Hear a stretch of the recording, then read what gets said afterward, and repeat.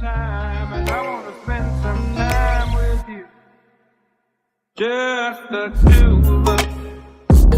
We can make it if we try. Just the two of us.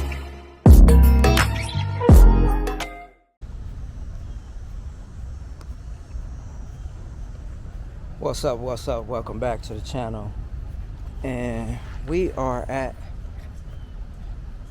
another college tour for Peasy. And we got here kind of late. Actually on time, but a few minutes late.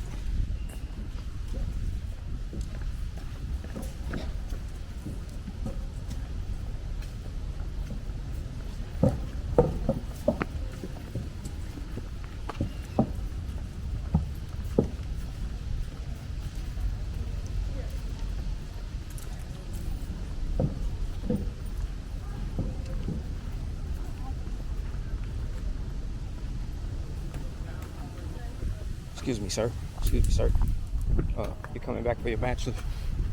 Your master's? I already have my bachelor's. Huh? So I already have my bachelor's. No, I said your master's. I'm gonna get my MBA. Maybe. Or master's in psychology. I said he coming with a backpack like he get ready to. I know. Back in college.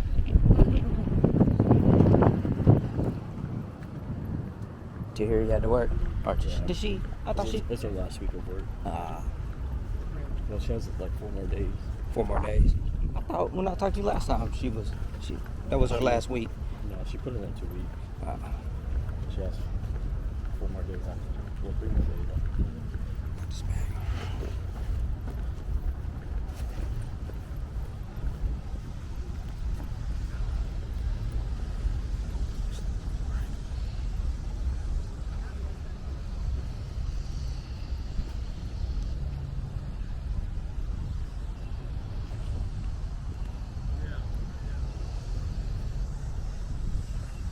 It's a big school.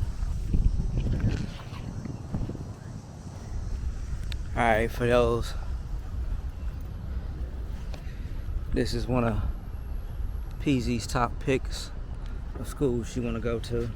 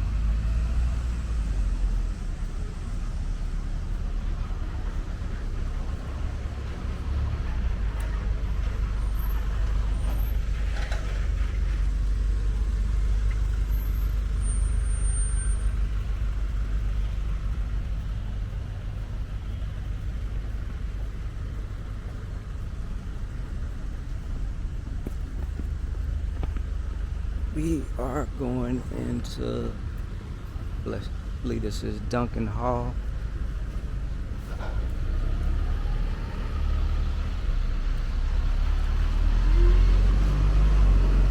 Yes, so this is the Rice administration.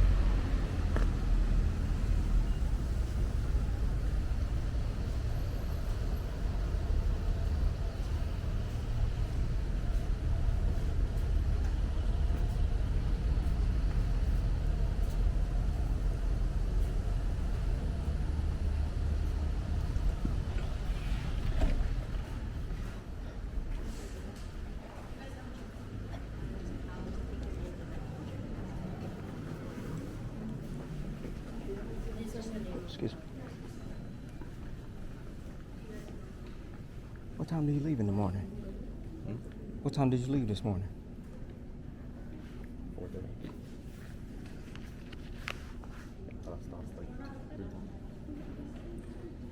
Did you work yesterday? Yeah.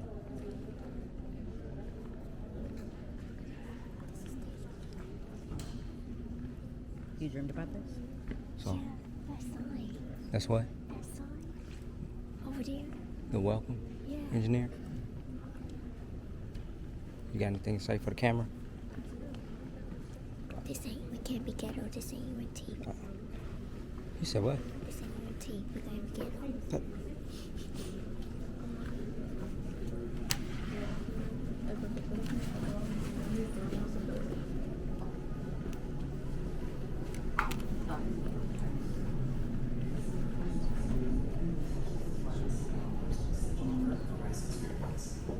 I really do not care anything to go into a school that is this diverse and in a location that is also this diverse. At Rice, we believe talent deserves opportunity, and we understand that affordable loan can have a large impact on determining the right school for you. It was everything because not only did I have the 7 from my dream school, I also had this amazing financial background. Just about everything. Rice is known for its tight-knit campus community. The Princeton Review consistently ranks us top in the nation for best quality of life, for lots of race-class interaction, for being LGBTQ friendly, and in the top 20 for best college dorms. My decision to come to Rice was definitely motivated by one word, and it's family. I love being a Rice student. I look forward to being a Rice alum because this university has given me more than I could ever imagine. What if choosing where you'll spend the next 4 years is one of the most important decisions you'll make in your life?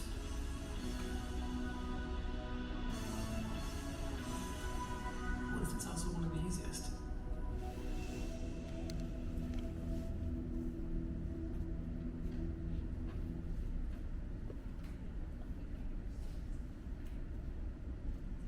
Awesome. So that video is going to provide just a tiny bit of context and a tiny bit of insight kind of into the stuff I'm going to be talking about today in the student life presentation, as well as some of the things you might see under campus tour today. So as I mentioned, now we're going to start off by talking with experiential learning. So that's going to be things like research and internships, both here at Rice University, as well as beyond the hedges, is what we like to call it, so out with the greater Houston community, or even nationwide or worldwide. So talking about research and internships here at Rice University, Rice University itself houses over 45 different research centers and institutes, and I'd like to highlight a couple different ones here. In addition to that, just to show how much Rice is dedicated to research and making it available for our undergraduate students, Rice actually puts in $181 million annually towards research. That's very open for students of all disciplines to get involved in here at Rice. So as I mentioned, we've listed a couple different research institutes and centers here at Rice University that I'd like to talk about. The first one being the Baker Institute. So this is known as the Baker Institute for Public Policy, named after a former U.S. Secretary of State, James Baker. So this is a really great research institute for a lot of our students interested in the SOPA major. That's social policy analysis. But it's also very interesting and a great opportunity for a lot of our students, even outside of that major, to get involved with research. So they do a lot of things relating to government policy, international relations, foreign relations, anything looking at public policy. You can really find a research opportunity there. And what's really great about it is it's very interdisciplinary. So what I mean by that is you don't necessarily only have to be interested in government or public policy to get involved, because the public policy research they do spans a lot of different fields. So for example, they have public policy within environmental engineering, within healthcare, within different kind of fields that students here are very interested in. So regardless of kind of what field of study you're interested in, there's bound to be some sort of public policy related research going on at the Baker Institute that students can get involved in. Another really cool thing, if you guys end up passing by the Baker Institute on your tour, keep an eye out for a really big concrete slab outside the building with a lot of graffiti on it. That's actually a piece of the Berlin Wall. So Rice University is one of the only U.S. educational institutions, if not the only one, to have a piece of the Berlin Wall on its campus. So that's really cool. And the Baker Institute is also known for their public policy think tank. So they actually host a lot of different events with really cool speakers that are open to Rice students. So just last year, former U.S. Secretary of State Hillary Clinton actually came to give a talk that was open to a lot of our Rice students to attend. Unfortunately, that night I had an organic chemistry midterm, so I wasn't able to see, but I heard a lot of good reviews about that and a lot of different events that they put on. Talking next about the Kinder Institute, so this is known as the Kinder Institute for Urban Research. It's housed within Craft Hall, one of our halls for social science here. So as the name implies, it kind of focuses on urban research and urban sociology. So one of the really cool programs I want to highlight with the Kinder Institute is known as Community Bridges. And this is actually a year-long academic class as well as internship program that students of all majors can apply and be part of. And me personally, I was actually part of it last year.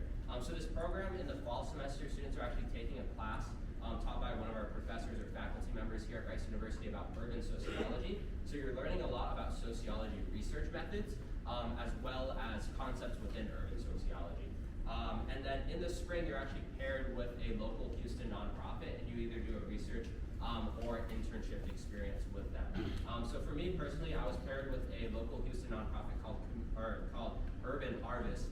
So for any local Houston folks here, you might be familiar with Urban Harvest. They do a lot about food literacy and like teaching people how to garden, teaching people how to take control over the food that they eat and the food that they produce. So what I did with them is I actually did a lot of research with ArcGIS, which is a mapping software. So I was actually able to map out all of their programs that they offer throughout Houston and kind of show them which areas of Houston may be underserved that they're not reaching to their fullest potential. So that was a really cool experience for me. Also want to touch on the Humanities Research Center that's located in Fondren Library. So a lot of students before coming to college may have a preconceived notion that research is very like STEM heavy, only accessible to STEM majors. But I want to kind of break down that notion. And for any student interested in the humanities, humanities research is very accessible here at Rice University. So for example, at Fondren Library, they do a lot of archival work. So Rice University was actually named after an individual named William Marsh Rice, and they recently discovered another will that he had produced. So I actually have a friend who does research in the history department, for example, and she's currently transcribing William Marsh Rice's most recent will, which is a really cool experience for her. Finally, I want to touch about an off-campus research opportunity here at Rice University, the Texas Medical Center. So Rice is located adjacent to the Texas Medical Center, which is the largest medical center in the entire world. So a lot of our students interested in healthcare and maybe going into a medical field or an allied health profession, that's a great opportunity to get research and internship experience. But once again, there's a lot of interdisciplinary opportunities. So I know a lot of our students interested in computer science, for example, really find a passion for bioinformatics during their time here at Rice. And even if they're not directly interested in healthcare, there's a lot of internship opportunities to work with big data sets out there, for example. So now I want to talk about study abroad. So here at Rice University, we do offer study abroad, and we try to make it as accessible as possible for all of our students. So whether you're studying abroad for an entire semester or just a couple days in the summer, we have a lot of different programs that we try to cater towards our students and try to fit their needs, whether it's their academic interest, language interest, or kind of their time constraints. So one of the really popular programs we have here at Rice University is called the Rice and Country program. The way this program works is it's kind of like Rice and blank, and that blank you fill in with whatever country you kind of see fit, whatever country you want to study abroad in. So we have like Rice in France, Rice in Spain, Rice in Japan, Rice in Brazil. So there's a lot of different opportunities for students to be part of that program. We also have a lot of study abroad programs that actually provide professional applications of language. So one really cool opportunity that I like to mention is our Rice in Spain program. They actually teach students medical Spanish. For a lot of students, they're very interested in going to healthcare fields, and knowing a second language, and specifically Spanish, is very useful here in Texas and kind of around the world and around the U.S. So our students actually get to take that program and live abroad in Spain for 1 month or 2 months, I believe. And during that time, they actually get to volunteer in a Spanish hospital. So they develop a lot of that specific terminology and those kind of grammatical skills that you need if you were ever working in a Spanish healthcare setting, for example. And then one other really cool study abroad opportunity I want to touch on and kind of idea is that students can study abroad for things that they're not necessarily majoring or minoring in. So if a student kind of just has a pure academic interest but maybe not, or maybe is not pursuing a major or a minor in a specific program, they can still study abroad in that program. So a great example is what I did this past summer. So as I mentioned, I'm studying health sciences here, so that's Rice's version of public health.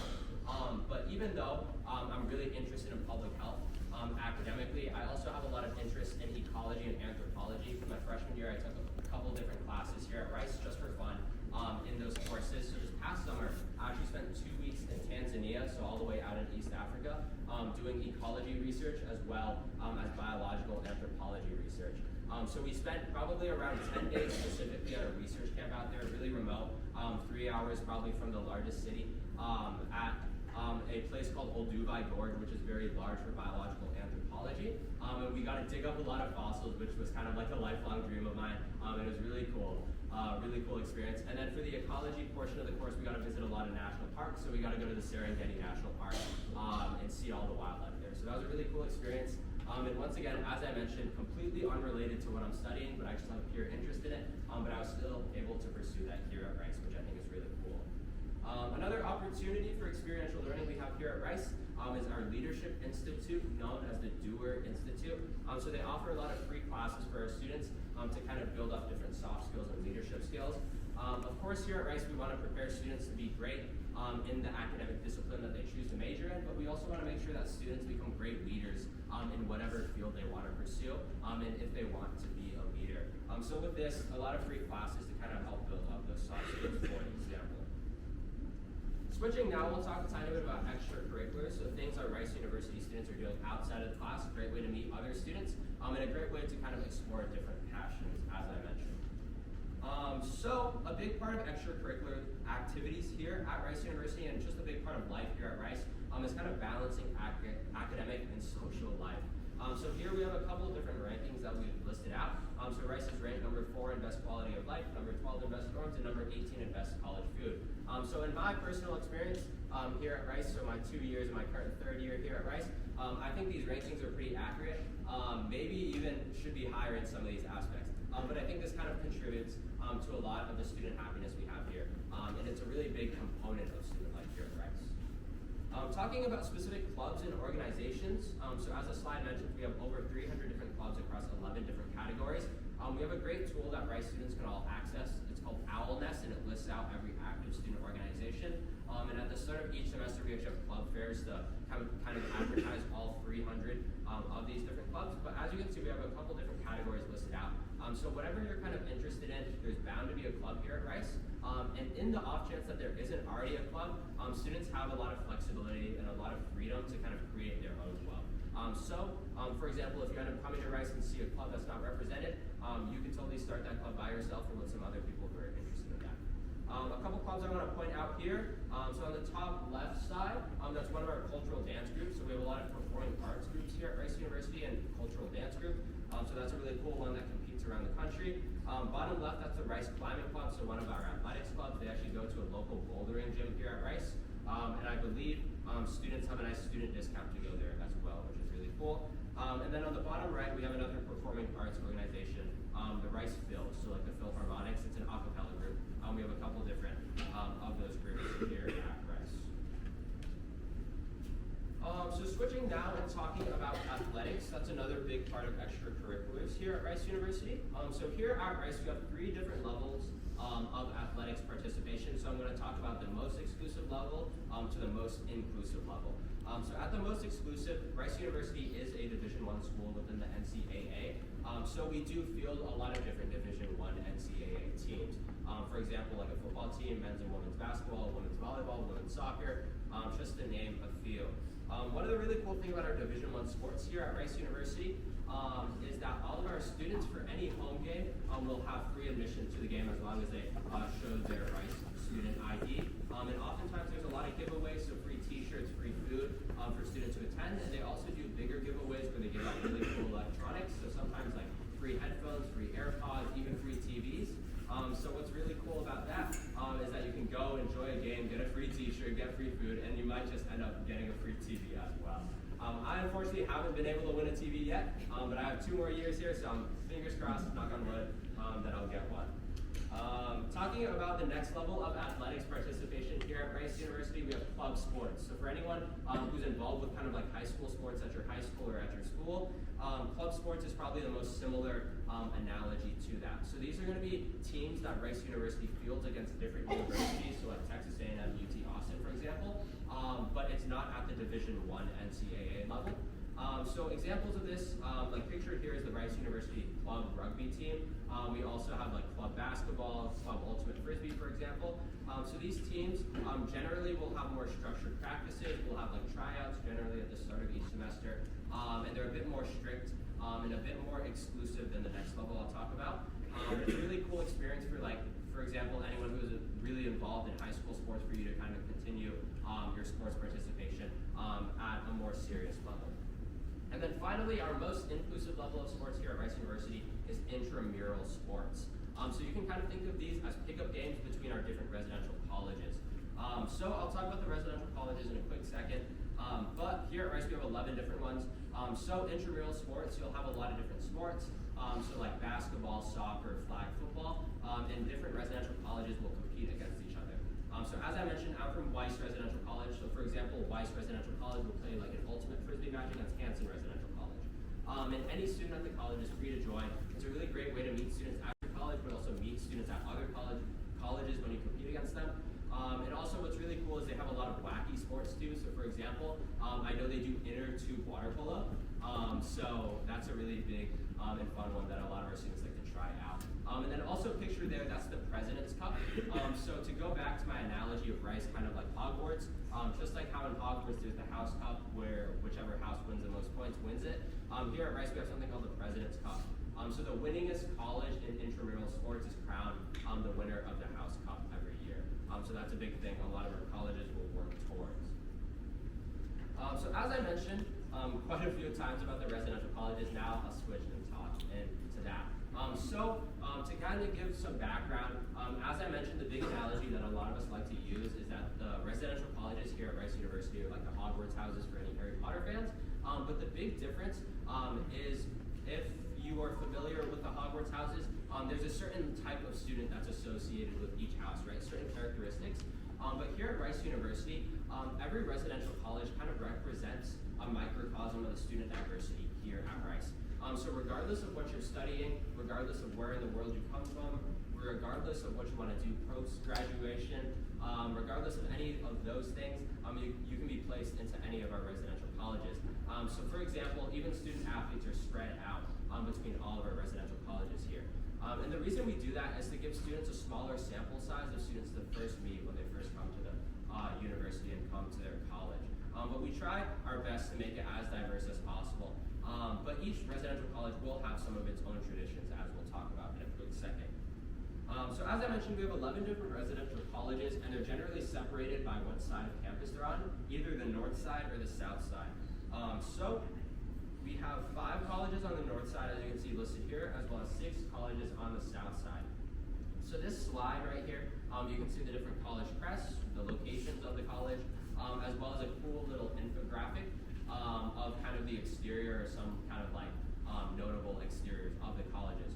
One quick thing that I want to point out that I'll touch on later is if you look on the north colleges, the last 2, McMurtry College and Duncan College, you can look and see that they look very similar. So just keep that in mind. I'll circle back to that in a future slide, but just keep that in mind for me. Also want to talk about Rice University is undergoing a process to increase their student population. And with that, we also want to make sure that the residential colleges stay a nice tight-knit community. So we're appropriately expanding our residential college size. So as I mentioned, we have 11 different residential colleges, but we're currently in the process of adding 2 more. So for a lot of you prospective students, by the time you guys matriculate, if you do end up matriculating here at Rice University, these 2 new colleges will most likely be in effect.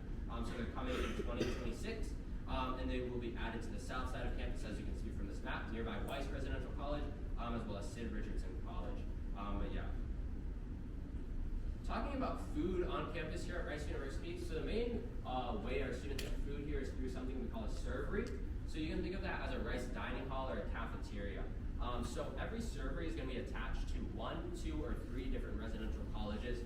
So your residential college may be associated with a servery, but you're actually free to go to any servery on campus, any which one that you'd like. There's a cool QR code there that shows the menu for each servery, so all of our students like to check that before actually going to the servery to see whether or not they want the food there before going.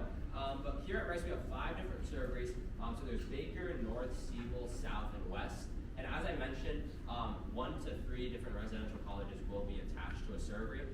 So their common spaces will act as a nice area for students to eat once they get their food from the servery. And aside from the servery, we have a couple different on-campus dining spots listed here where students can also get food. One really cool one that I want to point out is the Hoop. It's a student-run business that actually runs from probably around 9 p.m. to as late as 2 a.m. or 3 a.m. or whenever they run out of food. But this is a really great spot to get food late night if you're up studying late or doing anything really late, for example. And students will actually bring in food from the Houston community. So for example, like Raising Cane's and different like sandwich spots for students to purchase food late at night, so you don't have to go off campus, for example, if it's really late, or you don't have to order delivery. And then another really cool spot to eat on campus I like to point out is called Coffee House. One thing I want to point out here at Rice, we use a lot of different abbreviations. So if I ever use an abbreviation for you and don't explain it, feel free to jump in and interrupt me. Similarly, if one of your OWL guys later on uses an abbreviation and you have no idea what they're talking about, feel free to interrupt them and also ask them to explain it. But I mentioned that because here at Rice, instead of calling Coffee House, we actually like to call it Shouse instead, since we really do like our abbreviations, as you may quickly realize. But what's really cool about Shouse is that it's a student-run business, so everyone in there is a student. It was actually originally founded by students at Hanson College up in their attic, but since it kind of exploded in popularity, they actually have a spot in the RMC, which is our Rice Student Center. My favorite part about it being student-run means that all of the baristas inside are students, and sometimes you might have a friend who works there, and for every maybe 2 to 4 hours they work, they actually get a free drink. So if they're working a lot in a week, they'll stack up a lot of free drinks, and if you're really nice and kind to them, sometimes you can pop in, skip the line, and get a free drink from them. So my strategy is always to stop by after class to see if I have any friends working, to see if I can snag a free drink. So talking about the residential college family culture, so as I mentioned, each residential college kind of has its own unique traditions and things like that. But one very common thing between all residential colleges is this idea of a family culture. And that's one of the things we really try to strive here to promote at Rice University is this family culture. The reason we have the residential colleges is for students to have a tight-knit community when they first come in to the university, but for all 4 years here at Rice, and even as they become alumni. So each college really bolsters this family culture. And I think, at least for me at Weiss College, I think that's very true. Another thing I want to point out at the bottom is something that we call culture of care here at Rice, and that's the idea that Rice students, it's just Rice-related individuals, are always looking out for other Rice-related individuals. So you can kind of see it within the residential colleges. Students are always looking to meet other people from their residential colleges or people outside of their residential colleges. If they're a student or a visitor who's lost across campus, you'll always see students walking them around. Things like that. Small things like that really contribute to our culture of care here at Rice.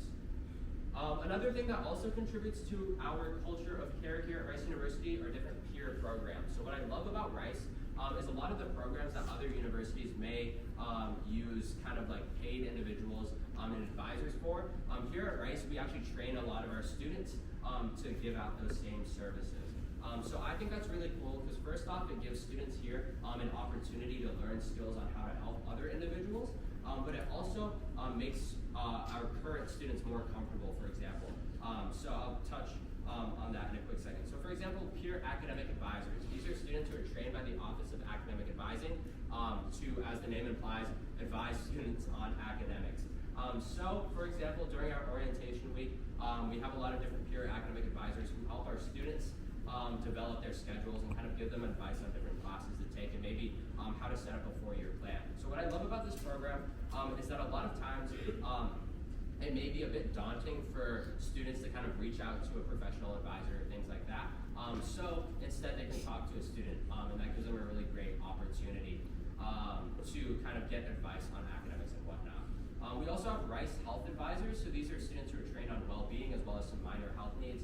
A really cool thing at each residential college, we have something called the RHA locker, so the Rice Health Advisor locker, and has a lot of different kind of like hygiene and health support materials. So if any students like fighting the flu, for example, there's a lot of cough drops, cold medicine, and it's a way for our students to look out for other students.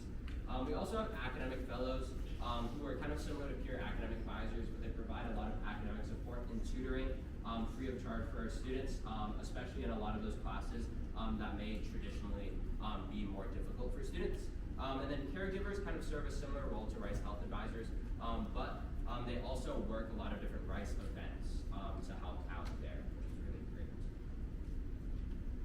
Another aspect of the residential college is something that we call the core team or the A team. So every residential college is going to have a select core team of individuals who are faculty and staff here at Rice University that helps to provide structure and support for the college, as well as leadership.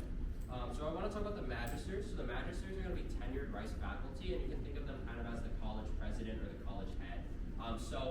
They're kind of running the college behind the scenes and things like that, and providing a lot of support for students. They actually live on campus, physically on campus, and they live in a house that's attached to the residential college, so they're a very accessible resource.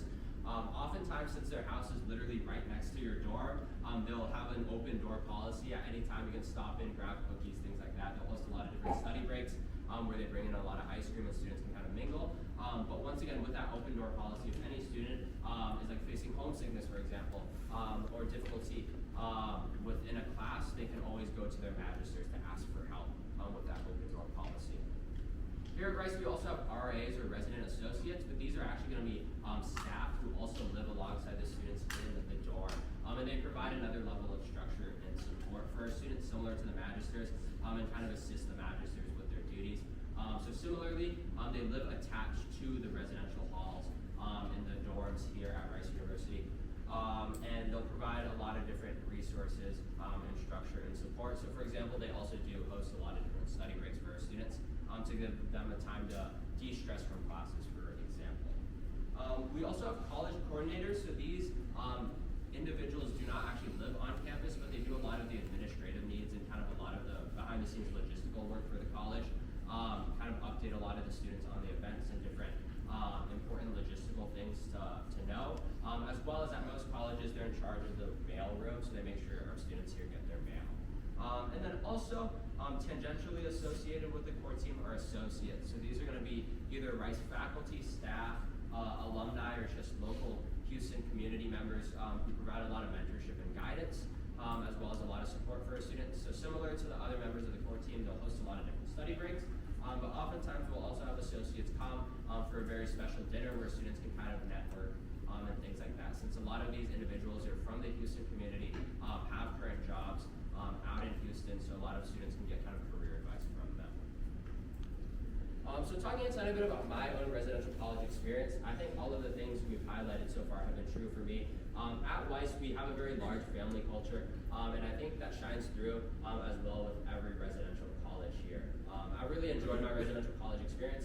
As you'll quickly realize when you meet other AL guys or even just other Rice students, a lot of our students here have a lot of pride in their college. And I think that really shows how well Rice helps students to adapt to the university and to their college experience. So of course I will jokingly say Weiss is the best residential college, but every residential college is very great, and you'll quickly realize that if you talk to other students from different colleges as well. So now we're going to highlight 4 different residential colleges, 2 on the north side and 2 on the south side, just to give you guys a tiny bit more information about these colleges. So we're going to start off with the south side of campus with 2 different residential colleges. We'll start off right here with Hanson Residential College that was founded in 1957. So students at Hanson are known as Hansonites. And one of the really cool phrases Hanson uses is HFH. It stands for Hanson Family Heart. And that kind of ties into that family culture I was talking about. Another thing I want to point out with this slide is in the center you might see a metal statue of what looks kind of like a guardian with a shield. So Hanson has this kind of statue that's known as the Hanson Guardian. And kind of the backstory goes, a long time ago, one of our residential colleges was playing a prank on Hanson College, and they kept on doing it, and for some reason Hanson didn't know how to figure out how to stop the prank. So instead of like devising a plan to stop it, one of their engineering students just went into their design lab and their workshop lab and fashioned together this very large and very heavy Hanson Guardian statue. So ever since then, they've put it up in their quad to kind of protect Hanson. So if you pass by Hanson, you may be able to see the Guardian today. Switching now and talking about Weiss Residential College, my home residential college. And once again, if you take anything from this presentation, just know, secretly deep down, it's the best residential college here at Rice University. So Rice, similar to Hanson, was founded in 1957, one of the 4 original colleges here at Rice University when it was first founded. And students at Weiss are known as Weissmen. So similar to Hanson, we also have a really cool motto. So ours is TFW, so if you ever meet a Weissman and you say TFW, they'll be very surprised on how you know so much about Weiss. But that stands for Team Family Weiss. So once again, feeding into that family kind of culture. A couple of things I want to point out about Weiss right here. You may notice a common color theme between the chairs, the t-shirts, and the cool kind of statue figure behind some of the students. Does anyone have any guesses on what that color is? I heard a yellow. So, to the untrained eye, the untrained Rice eye, a lot of people would think maybe it's yellow, orange, even golden. But here at Rice, and specifically at Weiss, we take a lot of pride in our college color, and it's a very specific shade known as goldenrod. So once again, if you ever meet someone from Weiss and you just say the word goldenrod, they'll be amazed, they'll be super happy. So just keep that in mind if you ever run into someone else from Weiss. But we take a lot of pride in that color, so you can see it in our college crest, in the chairs and the shirts. And then finally, I want to talk about the cool statue kind of figure behind some of the students. That is the Weiss mascot, known as the Weiss War Pig. That's kind of our pride and joy at Weiss. Also, aptly colored goldenrod. A lot of colleges kind of like to prank Weiss by taking the war pig around to different spots on campus. So Weiss kind of has to play a little game of hide and seek and find out where the war pig went and return it to its rightful home at Weiss. So now talking about two colleges on the north side of campus, we have McMurtry College, so founded in 2009, so a lot more recent. And students at McMurtry College are known as the Birds. So one thing I want to touch on here, you may see the slogan that they have, McMurtry is bananas, and you may also see in the middle a student who's dressed up as a banana. So you may be wondering why McMurtry loves bananas so much. So kind of the tale here at Rice University goes, so as I mentioned, each residential college is attached to a servery. And of course, food has to be delivered to each of those serveries for them to serve food. So unfortunately, for some random reason, one day a long time ago, one of our delivery drivers and delivery trucks ended up just dropping a boatload of bananas into McMurtry College Commons instead of the servery. So instead of kind of, asking where are these bananas supposed to go, why are these bananas here, some students at McMurtry just took it as a sign from a higher power that they were meant to love bananas. So McMurtry is kind of known for their love of bananas, and I believe once a semester they actually have a banana eating contest where many students at McMurtry College will participate in. So that's a fun fact about McMurtry. And then I also want to talk about Duncan College, so our other one that we're mentioning on the north side of campus. So also founded in 2009, and students there are known as Dunkaroos. So Duncan is known kind of more as an eco-friendly college and an environmentally conscious college. So their mascot is actually a tree, which you can see in the crest. Cool thing I want to mention about Duncan, on the bottom right-hand side, you'll see kind of like a nice little reflecting pool pond thing. That's known as the dunk tank. And at Duncan, they have a really cool tradition on birthdays. If a student is willing, you'll actually get dunked into the dunk tank in honor of your birthday. And then what's even more fun for the student who's dunked in the tank is typically they'll actually run around and try to chase their friends down and give them big wet hugs to kind of share that joy of their birthday with them.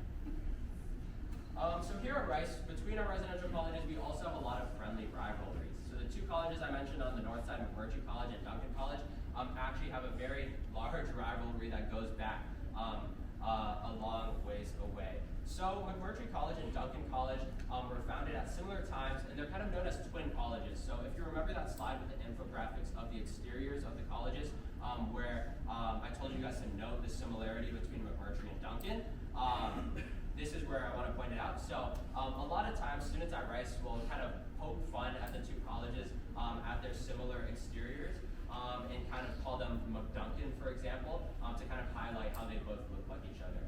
But of course, all of these rivalries are very friendly and they kind of shine through during a lot of our different events. And then also want to touch on our sister college program. So here at Rice, we want to promote kind of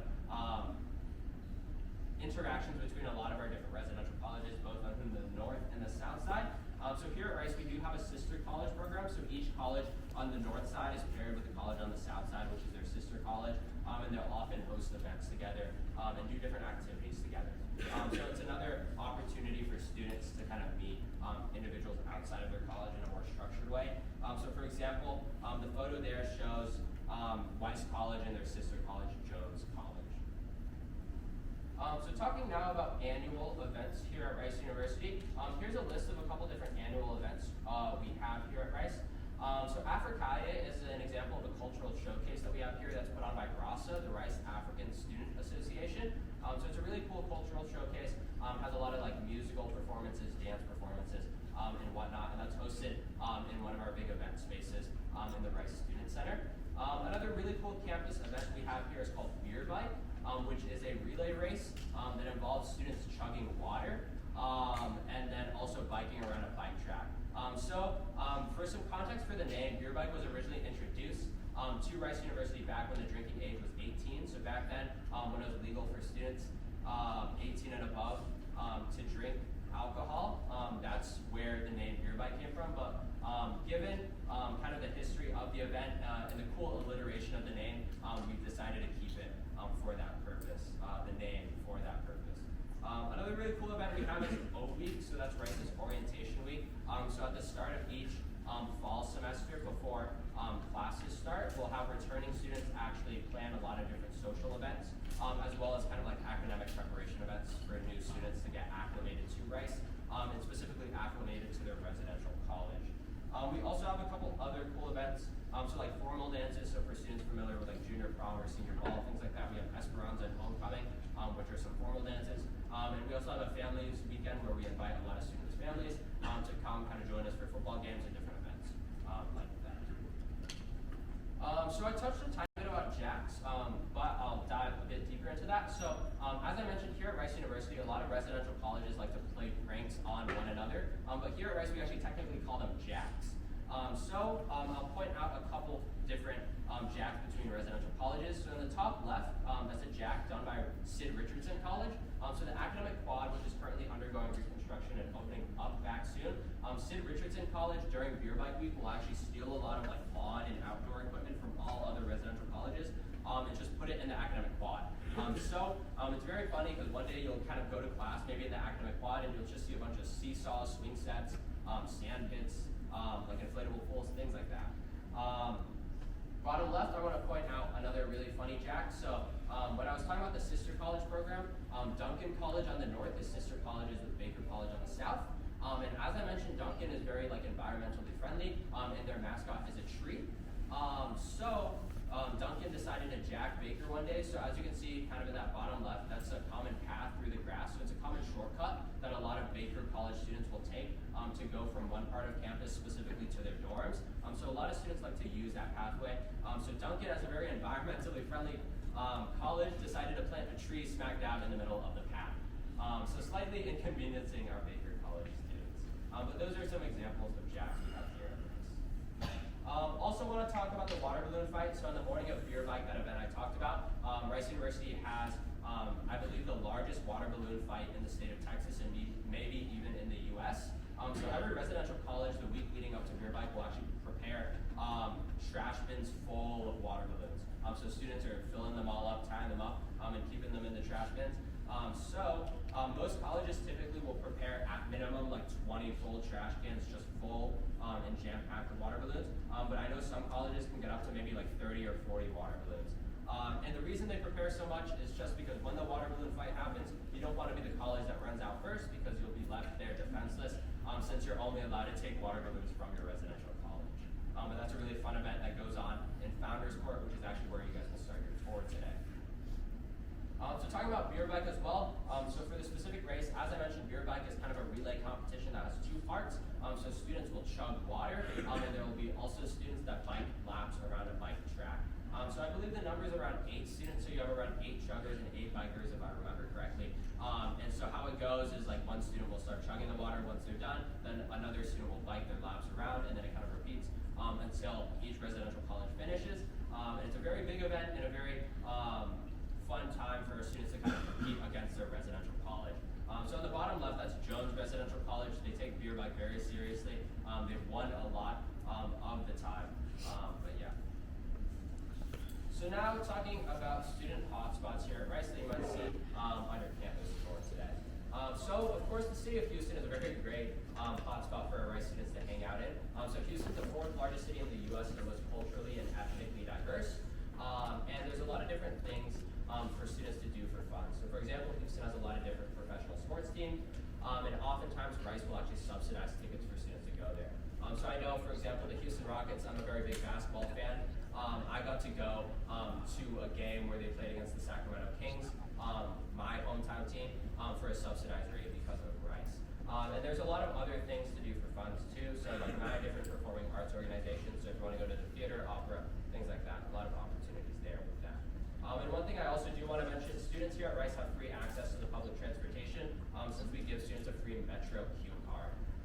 also, you have access to the light rail as well as bus network. Rice Village is also a great spot here at Rice for students to kind of have dining options as well as shopping options. So it's around a 20-ish minute walk from certain parts of campus. So I believe from Weiss it's around a 20-ish minute walk. But a great spot for students to get dinner like on the weekends, for example. And then Houston is also located right next to the museum district in the Houston Zoo. So as the slide mentions, we have over 20 different museums and institutes. But Rice students actually have free admission to a couple of those institutions. So to name a few, the Houston Zoo, Houston Museum of Fine Art, and then Houston Museum of Natural Science, those are the big ones. And those are also the ones Rice University students have free admission to. So it's a very fun weekend trip for a lot of our students. So now I'll hand off to our admissions officer to talk about Rice admissions. All right, good hand.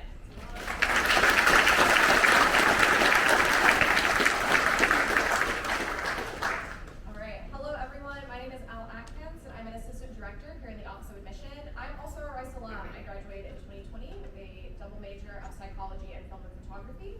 You'll find that isn't super unique to have more than one major. 40% of our students will have more than one major. I say more than one because some will have triple or quad majors, so I don't necessarily recommend that. That is an option that is available to you. So we're going to talk more about admission today. If you're not already in information overload and you leave today and there's still more that you feel like you want to learn, we have a lot of virtual offerings, including general information sessions for schools of study, or just overall. We have Ask Me Anything sessions, and we have an application advice series that I highly recommend, as well as an affordability series. That's just a short selection. We have a lot more online. So again, if you're still wanting to learn more after today, maybe you want a little break from that, then definitely visit us online. And if you can't make one of the virtual offerings in time, we have recordings as well. So you may be wondering, what all do I need to submit for an application, or what does that look like? Maybe you already know, but this is a general list of the application components. And the big thing that students do when they see this is they think, okay, this is a checklist of things that I need to get through as quickly as possible, and then I never have to worry about it again. The thing with this is that it's not just a checklist of items, though it is a set of items. This is the way that we get to know you. So all of these components are how you tell your story to us, because we don't really get a chance to know you typically beforehand. Even if we do, we're meeting a lot of students, so we have to know you through the application. So think of all of these components as a way to tell your story. And so all of this boils down into these four big buckets when we look at these. So the first is student characteristics and qualities. So we want to get to know you. So what are the things you're interested in? What are the things you're looking forward to doing, whether that's community-based or academically based? Then we do look at the academic factors. Another mistake students make is thinking that we only care about the academics. We just want to look at academic performance. While that is something we look at, and mostly we're looking at that just to make sure that the student is academically prepared for an education here at Rice University, really we are just looking at that in those one of four big buckets. So we look at that, we say, can the student, be okay here at Rice University? If the answer is yes, there's a lot of ways to show that. We're looking at these other things as well. We also look at activities, experiences, accomplishments. What are the things that you are doing? What are the things that are important to you? So students, again, make the mistake of thinking, this is something that's just important to me, they don't want to know about this. If you're spending a lot of time on something, that's something we want to hear about and to get to know you better. Also, external insights. So this is where those letters of recommendation come into hand. So not only do we want to understand how you see yourself and your goals, but also how others see you and how you function in a classroom or in your community. That's also very helpful, and that comes together to make a thorough and authentic application so that we can get to know you. You'll also see interviews here at the bottom. Interviews are optional at Rice University, but it is something that a lot of students like to take advantage of. We have two types of interviews that are open to students. You will sign up for an interview and you will be randomly assigned one of these, which would be a current student interview or an alumni interview. The current student interviews are great because you get to learn more from a current student. The alumni interviews are great because then you get to hear about their experience at Rice, but also their experience as a professional with a Rice degree. So either type of interview is still very casual. It's more of a conversation so that you get to know more about Rice and then you get to know more about you. When we look at all of those components, we use something called contextual review, which may be something you have not heard of before. You've likely heard of holistic review, which is part of contextual review, but we want to take it a step further. So not only do we want to understand all of the wonderful things that you're doing, we want to understand that within your lived context. So the biggest way I explain this is a student often will come up to me and say, what number of APs do I need to take? Or what are the right APs that I need to take? Not all schools offer APs, right? So So there is no right set and there is no right courses to take. We're looking at how you are using the opportunities in your environment. So we're not trying to expect you to take advantage of something that you can't take advantage of. So we're looking at what the opportunities are and understanding how you are taking advantage of them. So the way we do that is through territory managers. So each of our admission officers have a specific territory. They're responsible for knowing your schools, what is available within those schools and in the community. So we do not penalize you for, not taking advantage of something that you don't have. We also use committee-based evaluation as part of this. So with this, we never read files individually. We always read in a committee. So there's no less than 2 people looking at the file.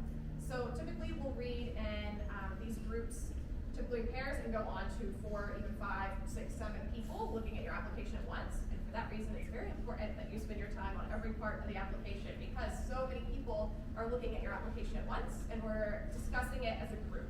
So no one person will make the decision. We have to come to an agreement. So we essentially will all take a vote and are able to argue for the student. So the more context and the more information you give us about yourself and why you should be admitted, the better that is because then your territory manager can argue to get you into the university in these situations. So we really do sit and analyze and discuss everything about what the student is bringing forward. It's a very, very quick overview of our process. We'll now pass it back to our student interviewer to lead Q&A, but we'll take questions on the student side as well as the admission side.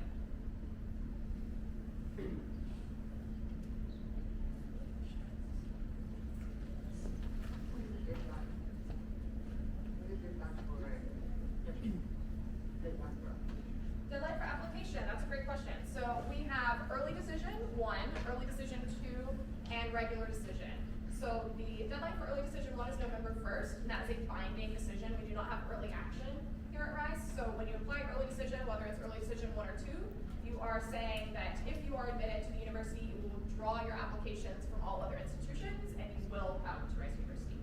The important thing with that is that you do have to make sure that you're comfortable with the level of financial aid you may receive. You'll receive your financial aid package at the same time as your acceptance, but if it's binding, we recommend that you use our financial aid calculators online if that's a concern for you. And you can also meet one-on-one with our financial aid counselors. I have found that the financial aid calculator online was very, very accurate for me. It doesn't save your information, it's completely confidential. It was accurate within like $1,000. But if you have some strange assets or something you're concerned about, definitely meet with our financial aid officers before making that decision. And then for January 4th, we have the ED2 deadline and the regular decision deadline. So if you are, maybe you ED1 somewhere else and you didn't get in, so now you still want to show that we were maybe your second choice, ED2 is an option, or you weren't ready to apply for the ED1 deadline, or regular decision if you want to see all of your options, that will be the time to apply for that. We'll find out around April. And at that point, you will again receive, if you have merit scholarship, all applications are automatically considered for merit, and you'll also find out any financial aid, and then of course your acceptance.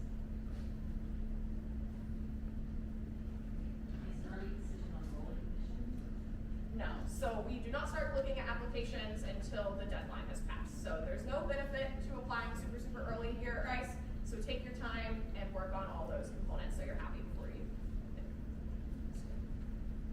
Apply for the early decision and not get any financial help. Would be a problem. Yeah, so it's still a binding decision. So it is a legal agreement that you will attend, even if financial things don't shake out how you expect. There are some circumstances where we can make exceptions, but there's still a lot of meetings to go through, and students find that it can be very difficult because they're kind of barred from applying to other institutions. We really will only release students if there is a significant change from the financial situation from when they apply to after the decision was made. So definitely, if it's a concern, meet with financial aid, look over the likely package, and make sure you're comfortable with it. Yes? When early decision results mailed out? Mid-December. So you will receive immediate notification online, and then if you're admitted, you'll receive your admit package in the mail later on.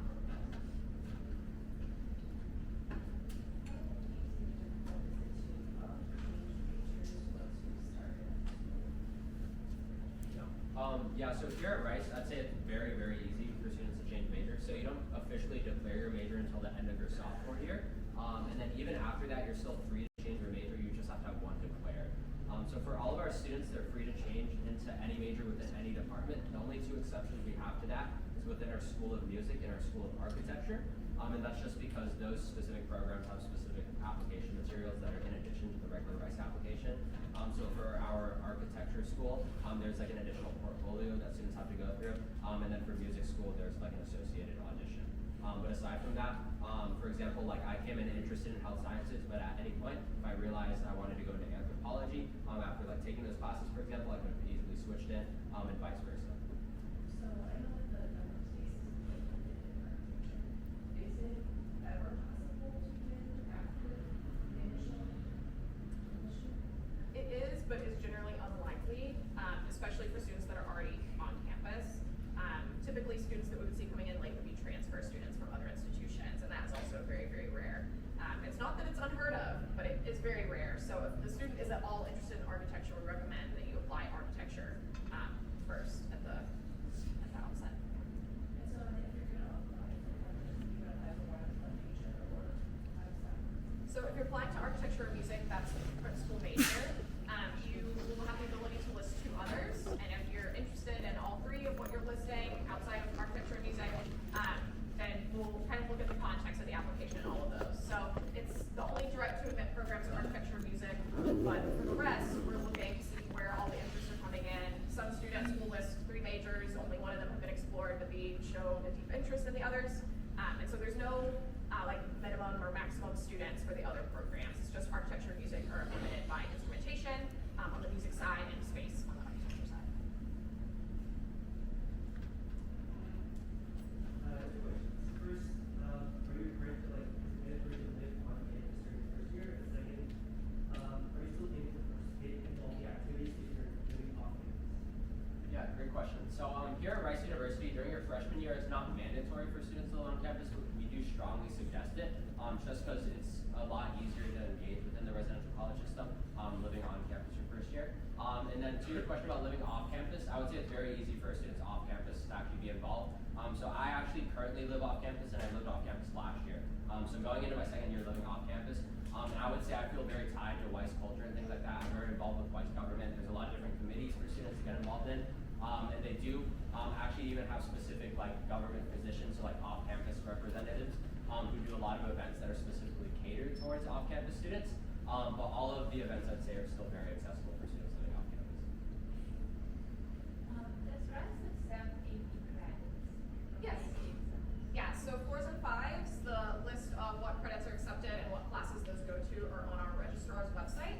Same for IB, 6s and 7s. You can find what course, which IB or AP course would relate to there.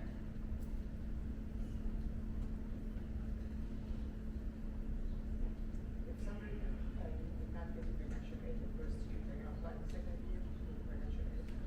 Well,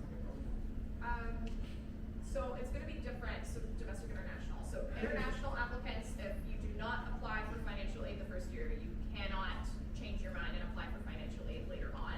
The only difference would be if an international student becomes a domestic student, you receive citizenship. If you're a domestic student and you do not apply for financial aid the first year, you can apply the second year. Or if your financial aid package comes out and you don't think it's correct, you do get an appeal once a year. So if something, again, has changed significantly in your situation, you can apply. Is it common for students to live on campus 3 or even 4 years? Yeah. So generally the trend I want to say is students will live on campus for around 3 out of 4 years. So yeah, I'd say most of the time students will live like 3 or 4 years on campus. It's really just up to the student kind of what they prefer.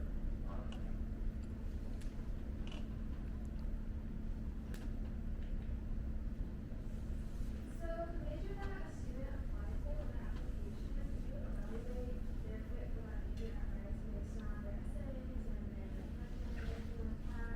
Or does it make this major they're applying for irrelevant to their application? It is relevant. So essentially what it does is it helps us to understand the application. So we would like to see that the student is at least somewhat aligned to that major or has been exploring that interest, or else it's just a lot of questions for us on our end, right? Because all we have is the application to get to know you. So if the student says, I'm very interested in biology, that's great, but didn't take any of the biology courses available at their school other than the required, and then there seems to be other opportunities that they're missing. We might have questions as to why they missed those. Now, if those questions are answered and they explain, I wasn't able to take these courses, or I just recently found this interest in this camp, that explains a lot more. It's going to be student to student, but we do evaluate with what we have for that major, but generally there's no limits to that major.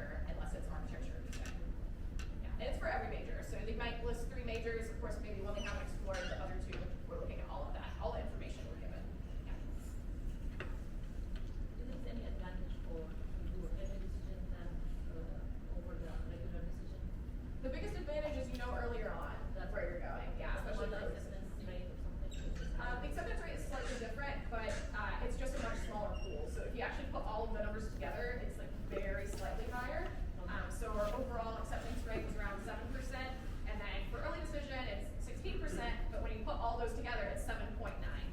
So it's slightly different, but it's just a much smaller pool of people because they are committed to coming to the university.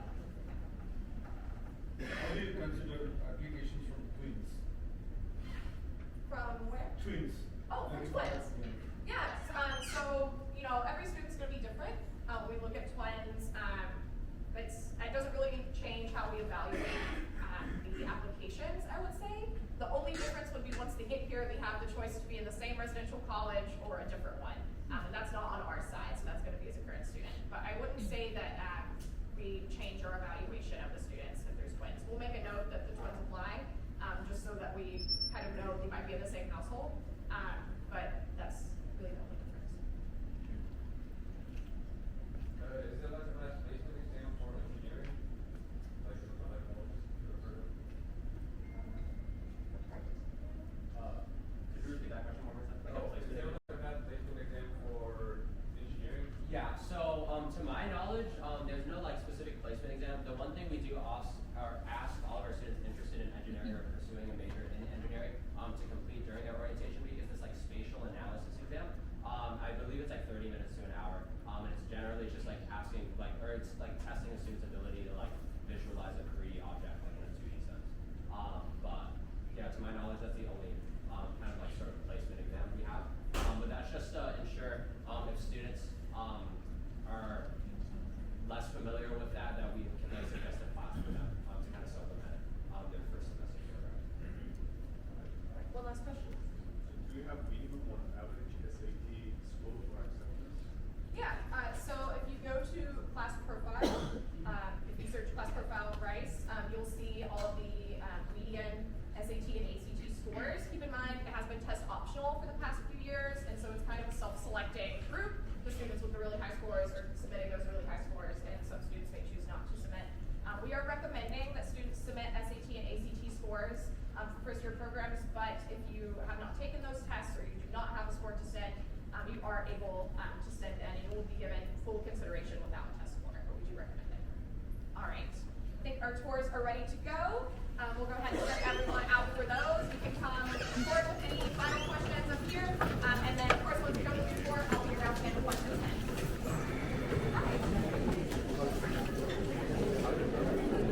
And what's this?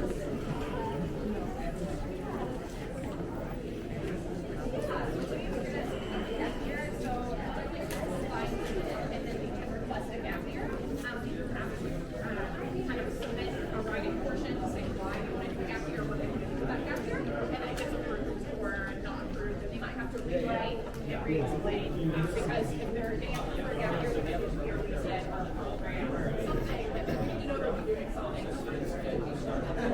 Can't take classes.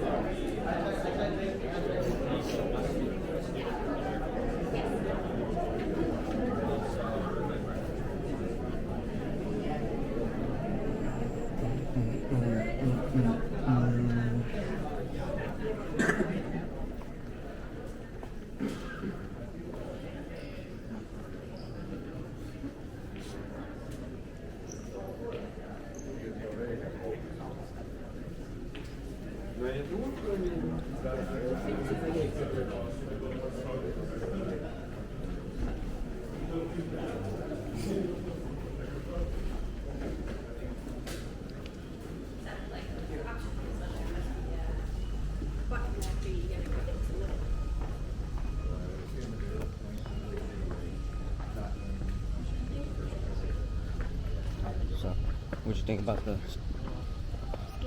Huh? Come on, I need more enthusiasm with this. Come on. It's good. This is your pick. It's good. That's it.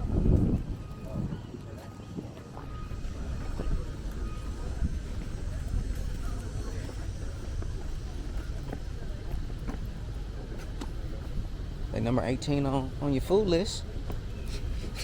No, Jimmy K said that she has a cousin that goes here and that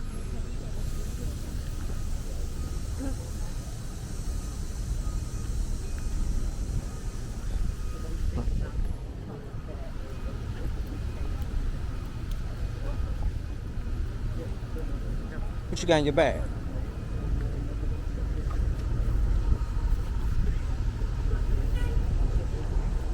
Hey, is this good? This good? Yeah. Does it taste like Huh? Tastes like You drove your car or you drove I got a rental. huh? I got a rental. Her car? I got a rental. Ah, rental. Why you get a rental? You didn't want to be uncomfortable?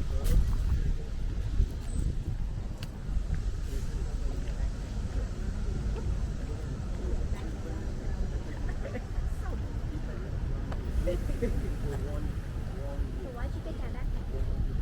He going to Purdue. The whole thing just irritated me. I was talking to her. I was about to go to sleep for a minute. I was getting tired. You started early.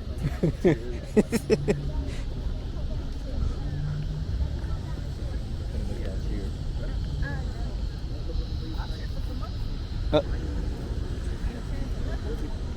I always forget this is like It's not. It's not. It's not. It's a private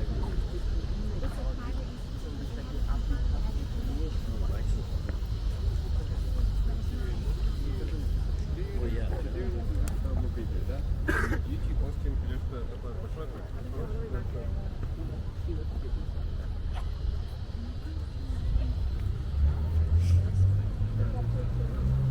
Say what?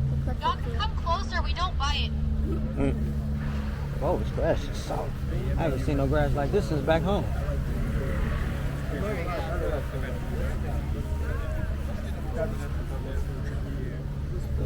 You can sleep on this. This is where the homeless need to come lay out.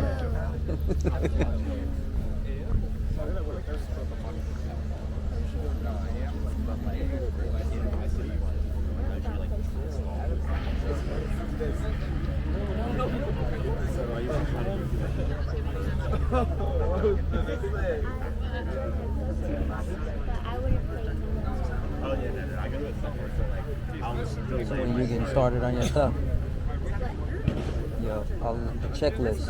I've already started on that. You already started on it. Where you at? It has 6 lessons.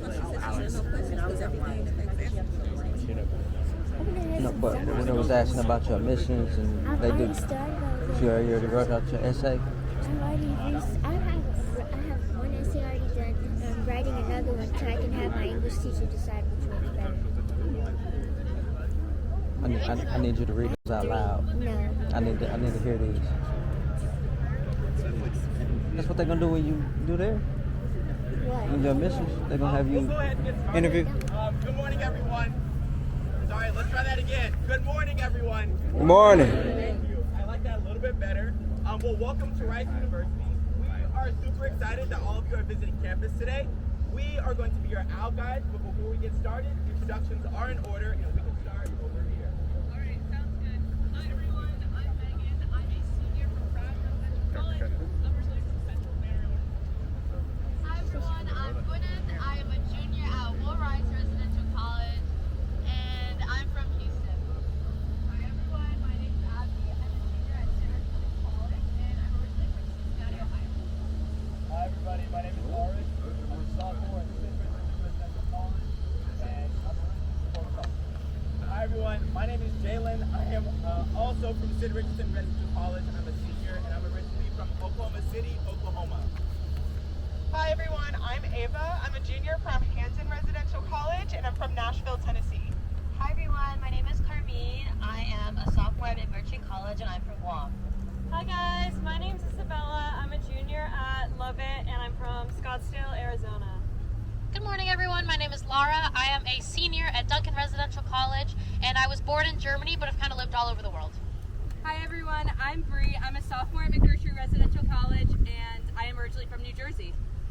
Hi, everyone. I'm Jaira. I am a sophomore from Weiss Residential College, and I am from Dallas. And then to end it off, hi everyone, my name is Josh. I'm a sophomore at Duncan College, and I'm from Houston, Texas.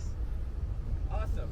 So as I'm sure all of you can tell, our OWL guides are super friendly and super excited to give you a tour today. The luxury of being here at Rice is that you actually get to pick your own OWL guide, but with great power comes great responsibility. And we do ask that you guys make the tour groups as even as possible, just to maximize the tour experience on your behalf and on ours. Without further ado, we'll spread across the Founders Court. Feel free to join your Owl Guide and enjoy your campus visit. Thank you. This way. I don't bite, guys, I swear. I like to run away first because I only do one tour route. All these other people, they have like multiple. I have no backups. Okay. Hi, guys. Hi, everyone. I like it when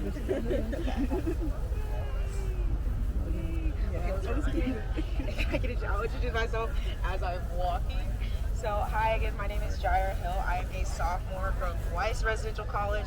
I am also a history and sports medicine double major, and I'm on the pre-med track. Did I miss anything? Did I say I'm from Dallas? Yes, I'm from Dallas. Okay, what about you guys? Houston, okay. Fort Worth, okay. Austin, okay. Where are you guys from? What Day friend named Jaira? Cyprus. Okay, we got some Texans in here. Anyone non-Texan? That's weird. God bless. Okay. Yay. I was asking him like, what Day friend named Jaira? What is that? Does anybody have like any like majors that they're already interested in? Mechanical engineering. Okay. Biomedical. Biology. Okay. Perfect. This is great. What about you?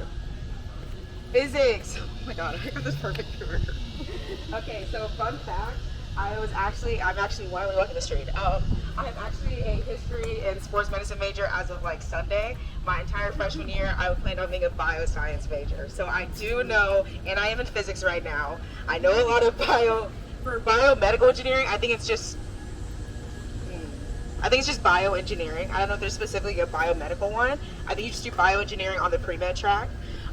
And I have friends that are bioengineering, and then again, like I was bioscience, and because I'm pre-med, I take all these classes anyways. So yeah. What age are you guys? Are you guys sophomores, juniors, seniors, high school? Senior. Okay. Senior. Everyone's a senior?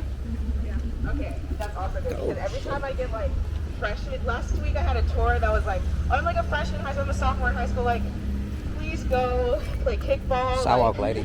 I did not, like, of course it's very, it's a good thing that you're already thinking about this process, but I feel like it can be a bit overwhelming. So yeah.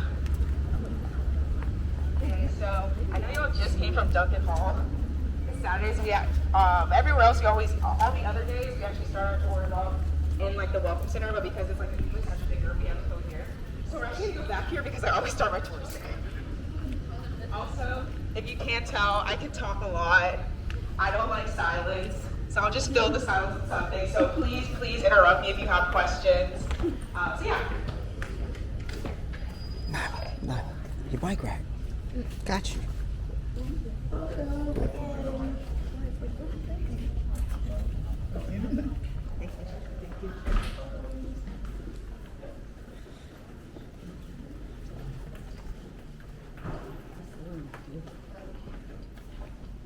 Oh, I didn't look at that when I came in here. Okay, so welcome back to Duncan Hall. I really hope they didn't tell you anything about this place, but this is probably one of my the coolest buildings that I run, and it's not a new building. So welcome to Duncan Hall. Just like as you're looking here, there's kind of like just like this special architectural element. So each floor kind of represents a different element. So on the first floor we have blue for water. On the second floor we have green for earth. On the third floor it's supposed to be pink. I think that's a coral or a red kind of, but whatever. It's supposed to be like wind or like a baby's first breath. And then on the last one we have yellow for fire. If you look up, Jim, probably already done. You see this beautiful mural. It's called the Birth of Consciousness, and it's supposed to just like represent kind of like the Big Bang. But fun fact about this building, this is actually nothing to do with our history, humanities, or anything. This is actually Duncan Hall at the Center for computational and applied mathematics, statistics, and I think it's mechanical engineering. Yes. So yeah. So I think that's Where Lloyd need to go. So I think it's just like kind of a really nice representation of like what Rice is. We're not talking about academics because we obviously have this like STEM-focused department, but we have all these like all these artistic elements. So just like I told you, like I'm a double major. 40% of our undergraduate undergraduates will double major, and you can do that in like 2 majors that are like completely different from each other. Like me, I'm history and sports medicine, which are in like the humanities and the natural sciences field. So you don't really, out here at Rice, we don't have to just pick one interest. And though I said a large percentage of our undergraduates do double major, that's also pretty insane. And it's not something that you have to feel like, I need to do that. I just had 2 things that I was really interested in and I couldn't pick between them. And Rice also just makes it a little bit easier than other universities because we don't have any core classes. Yay! And the beta minor for most of my life was Spanish. And I came to Rice and realized that there was no language requirement, so I was so happy about that.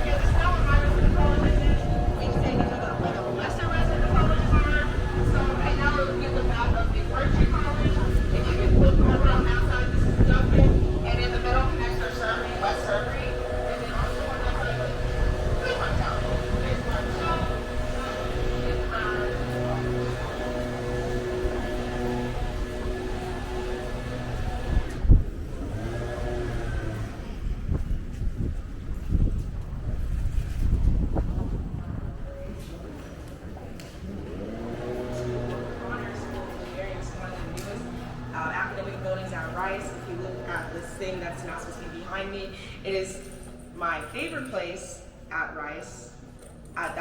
Freshman year, me would say, but now that I'm off campus, it's actually my house. But last year, this was like my favorite place to be. It's a new building. It was the fall of my freshman year. It was still like under construction, and it wasn't really staffed yet. So there was one night where I spent 24 hours in this building, just because there was no one to kick me out, and I was studying. But in my defense, there is a kitchen on every floor. There is these really, really comfortable like study spaces over here. Down there was like usually my corner because there's some like private services. And You're fine.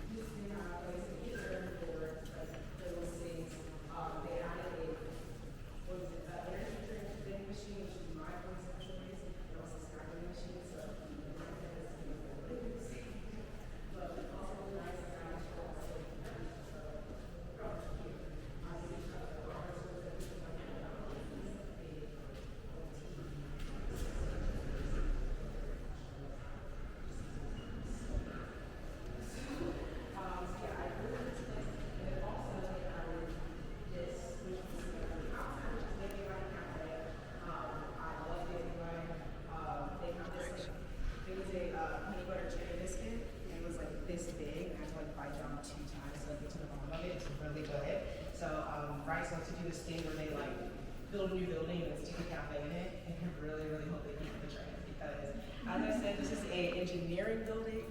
I'm not an engineering major. I have math in that class. I have a medical humanities class and like the other like side of it. So yeah, I think the engineers are kind of just on other floors, but you will be in this building, which I think is also just really nice that like most of the academic buildings, they're not just like, oh, this major's going in here, Why are you this major's whispering? going in here. So I think that's just a really great way of like Teamwork makes dream work. this is a really good way of making sure like all Rice students are kind of just like always connecting with each other, and also just the fact that like the 2 biggest classrooms here, the 2 main classrooms that are right here, I have yet to hear about any engineering class in those classrooms. So yeah. Anyway, this is Dandelion. I don't think they should be open today, so if someone wants like a dining option after, there's Dandelion. Yeah, so now we are in the engineering quad, and we like to say that engineers are very spoiled because this is a quad for just engineering majors. So right now, again, like just like we have in Duncan Hall, we have these beautiful structures, which is the 90, 45, and 180, which are kind of like the essential angles in engineering. Again, like I think that's also just like a really cool way of like incorporating like 2 different areas of study. And, so yeah, they said that they had to shut down 45 to like wear these like not statues, wherever they are, to Houston Slabs. or to Rice, which I don't think is true because we're found this like a major island. I don't know. Everyone is Texas, like especially from North Texas. That was a straight drive, R45 down here. I don't know how they shut that down, but whatever. They say a lot. Okay, so I'm just going to talk here. I like to get out of the way. So yeah, we have 7 schools of study: engineering, humanities, social sciences, natural sciences, business. Which my class is actually our business school is undergraduate business degree was new and just like kind of starting in the fall of 2021. And my class last year was like the biggest percentage of like undergraduate that entered in a business major. So we have business, water diversity, architecture, and music, which are 2 kind of special majors. It's a nice campus. Yeah, so we have 7 days to study. You don't have to make your no majors and disciplines if you want. So yeah, and then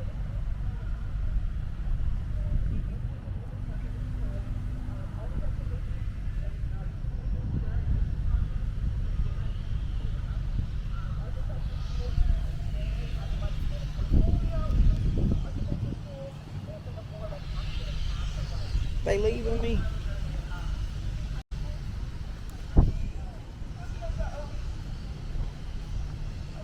okay, so we call them our kids, which we always family. So one of my kids this year, because I advised last year, they're an architecture major and they've been kind of on that path, like they're pretty early into high school.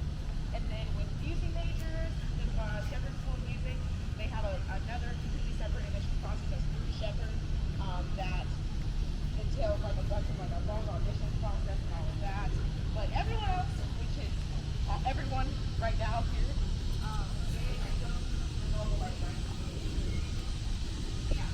also with the architecture major, it's really cool because I don't know if they talked to you guys about experiential learning. It's like something that Rice tries to incorporate where you're not just like in a classroom getting like information thrown at you. We want to interact with Houston, we want to interact with the actual natural effective buildings too. And so architecture majors actually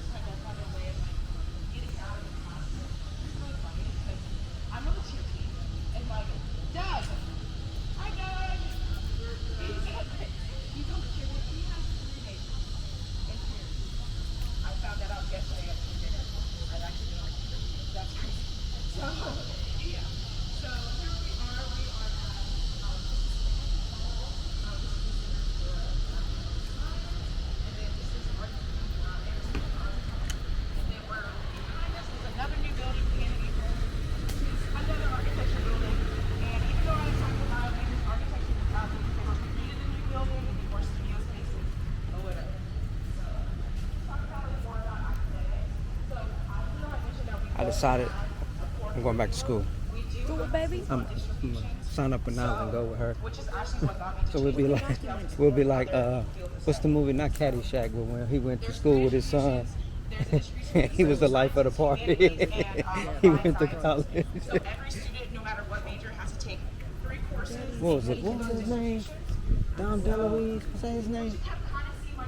It's not a core curriculum. They're just really trying to diversify your education. So, but there's not like you don't have to be your major, and to get your applied sciences credit, you have to take organic chemistry. It's not how it works. There's some very easy lower level classes in each one of those distributions. For applied sciences, there's a really popular class called chemistry of cooking. There's also biology for voters, which I just found out about. That is really, really cool. In the social sciences, there's justice in the food system. In humanities, there's philosophy of love, which I'm really trying to get into. And also medicine and the media. Pick up the feet. Really cool. Just like, it's like a twist. I don't think so. But it's like kind of like. Happy birthday! That's crazy. It's her birthday too. It's kind of like talking about like Grey's Anatomy and how medicine shows up in like pop culture and like our TV shows and all of that. So I think that's really cool. We just stop. Behind me. So yeah. does not like force you to take super high level courses in those like other distributions. If you're a bioscience major, you don't need to take a level 400 like humanities history class. But it's literally just trying to just like get you to explore other things. You may come in at 18 thinking you know what you want to do, and I thought I was like I wanted to be a biology major because I had that kind of like thing in my head that I'm going to medical school, so I need to be biology, which is not true at all. And I got to take a history class this semester. I've literally been here for 4 days, and it's radical revolution to me, Americas, and I knew that like this is the space I want to be in. This is what I want to do, but that doesn't necessarily mean that I wanted to give up going to medical school. So You got my trick. see how far the group is coming. Let's take a break. Let's take a break. Okay, so where you are, like this whole stretch is like kind of just where all the academic buildings are. Right here in front of us is George R. Brown. George R. Brown, I think it's chemistry. Behind us, we have Broccoli Hall of Physics, like through that sally port. As you can tell, Rice really loves its sally ports. But if we're like kind of wondering just like what a class looks like at Rice, hopefully we're gonna get to go into a classroom. But for a lot of you guys, like y'all are all kind of like around the same major. I don't know who's like pre-med and who's like kind of an engineering focus. But one of the median class size is actually 15. But when we get into like the classes that are like Gen Bio or Gen Chem that like are across multiple majors, like if you're on the pre-med track, I'm a history major, but I still need to take biology classes. So honestly, let's keep walking. But I need to take those classes. So those are going to be your class sizes that are a little bit bigger.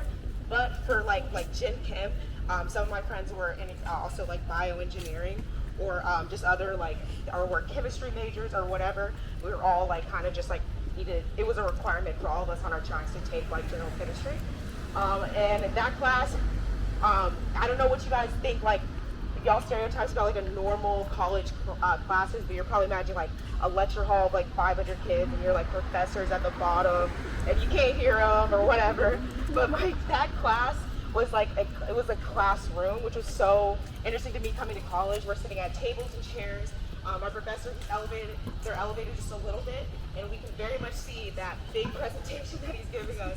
And like for that class in particular, so they told us to find a group of 3, I picked my friends, and then you're rotating around the room with other groups of 3, and you all are assigned a TA. And just for sure the purpose, because they wanted you, during the lecture, they're gonna be like, pause, like let's answer this question. So we're getting like lectured information and then we're gonna go into practicing it during like class time. And they're encouraging you to work with people around you. It's not like here at Rice, we have a very collaborative atmosphere. They ask you to study with each other, and like one of the, a lot of people will say like study like you're trying to teach someone, or you can actually just like teach your friends like the material. So we were in like tables and chairs of like 6. We each had a TA. We're rotating around the room, getting to know different people.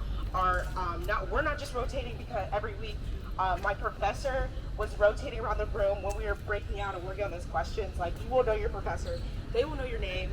They're available. This can be kind of scary, but they're coming around and trying to help you with these just like word problems that we might have during the lecture.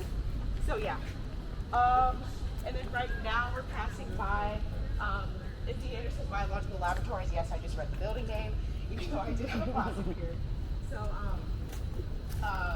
a lot of the STEM-focused classes at Rice will have a lab component.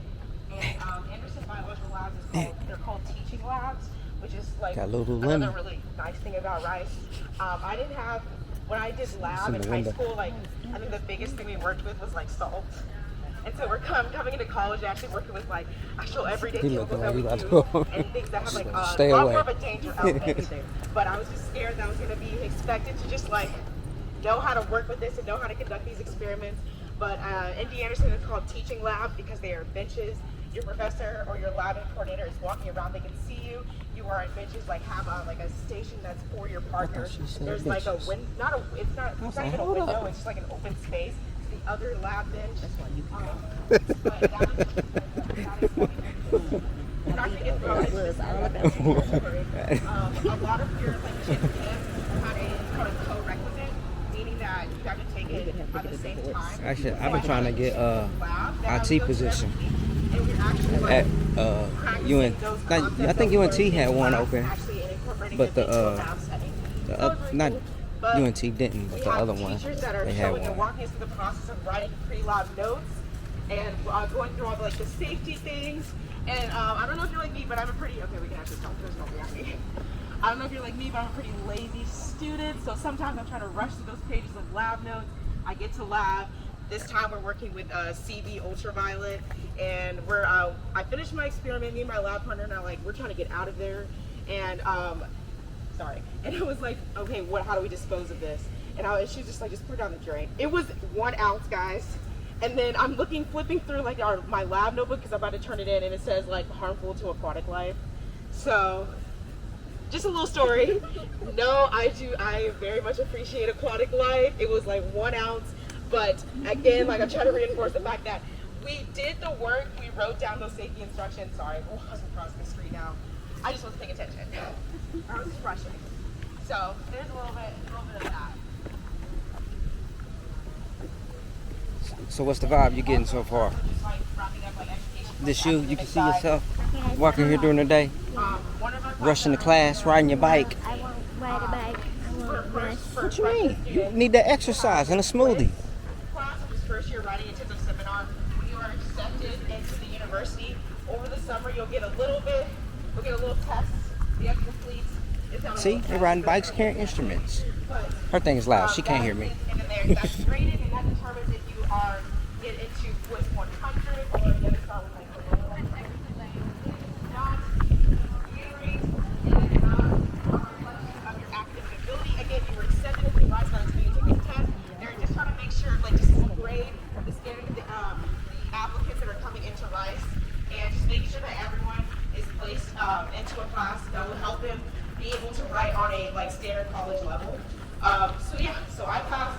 For example, I passed that my test for this summer, so I automatically got into Swiss 100. And again, you can pick your writing class. That was one of my favorite classes I've ever taken. I chose. It was called "In the Matrix on Human Bondage and Liberation." And our first assignment was to like read the Matrix and all of these revolutionary, radical ideologies that we were studying. We studied it through the lens of the Matrix and like with the thinking about living in a simulation and exploring the concepts of like really what it means to be free and how we can define that. So I thought that was really cool.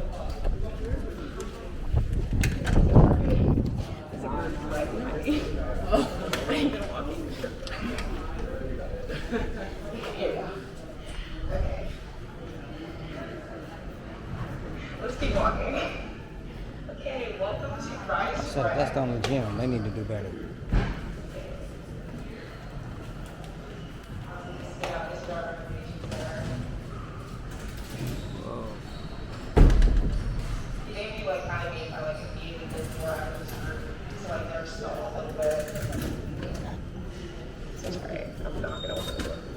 Okay, so we're going this way. So sorry. Again, this right for the gym. You look right here. Obviously, the cardio side of the gym, and then the outside now.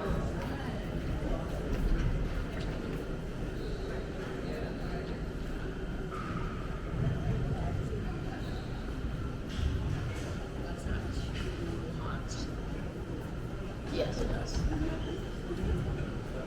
That's how we're just like stay here. Okay, and again, we're gonna keep walking. So right here is obviously like our weightlifting and weight gym. Do we have any gym girls and gym bros in here? Okay, that's totally fair. That's totally fair. That is, if you are not, you may not be like a gym person, but you are still welcome in the rec, because guess what? We have classes that are open to every student. Every single part of this gym. Knock on the window, so get that weight up. You have a gym membership as an undergraduate student. You have a gym membership, and all the amenities are open to every student. We call this the fun pool. All amenities will host pool parties in here, and behind me we have. Hold up, why I see grandparents? We have a Rice official D1 swimming and diving team. Okay.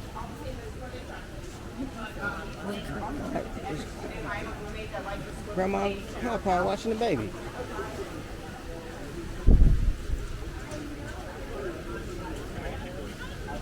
Makes me almost want to go swimming. 6 feet. Safe.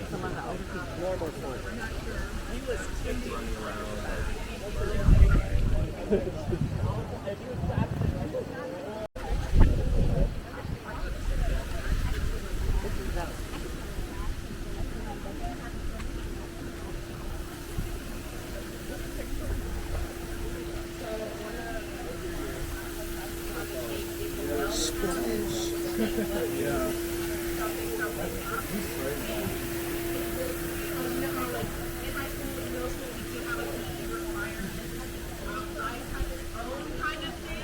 it's not bad, I swear.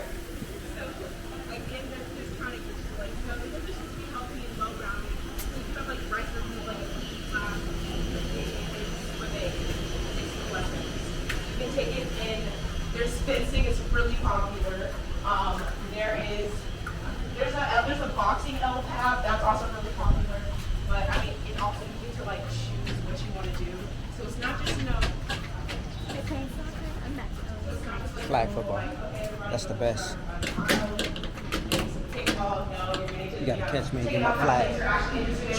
And I'm not like gonna just throw you into boxing and get you punched in the face. No class being taught. Yes, ma'am. I got boxing class.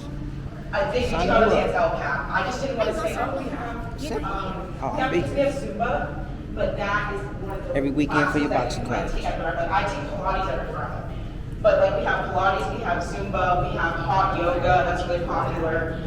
So there's things like that. There's a boxing class, but those are like, there's the LPAP, and then there's just like classes you can take I've done it. What you mean? And I don't know about Pilates, but I learned something that day. It is not just yoga and ballet. Now what you do? You got yoga. She's not I've done that too. She's an older woman, you know, that's got to steal. So I don't know something about Pilates, and I like to have to stick with it. But also in the gym, like we have these like running wall boards. They're also good. Other types of gym options.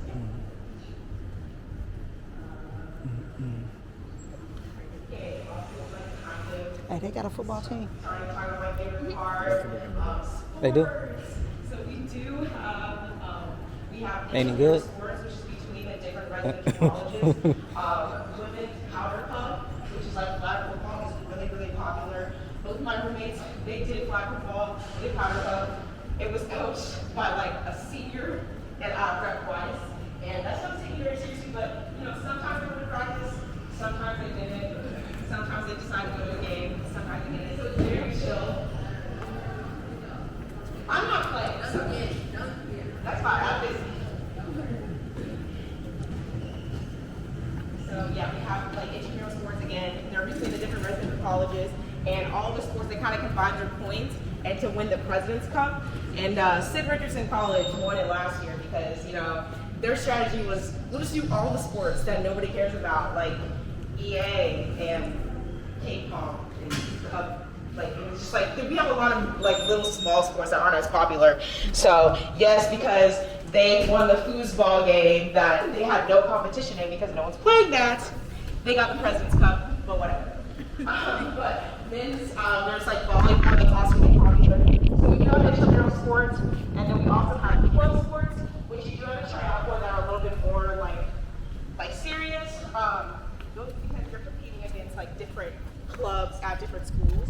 Our men's rugby team is really popular. They almost went to nationals last year, so that's like an option. Our volleyball team and soccer team, they're clubs for that. But yeah, I don't know what anyone's opinion of Rice Athletics is, but we do have 12 D1 sports, and there's a game against TSU today that I had to be at. So I don't know what you guys' opinions of Rice sports is, but we are on the up. We have women's basketball, men's basketball, go look up their record last year. We have volleyball, we have swimming, diving, we have golf, tennis, and that's all I care to name right now. So again, like a lot of people, you know, they wouldn't call us like a sports and athletics sport, which is fair, but we do, every student has free tickets to every game, home game, free tickets to every home game. There's a whole organization called Rice Rally, which is literally just trying to get you to go to the games. They give away free speakers.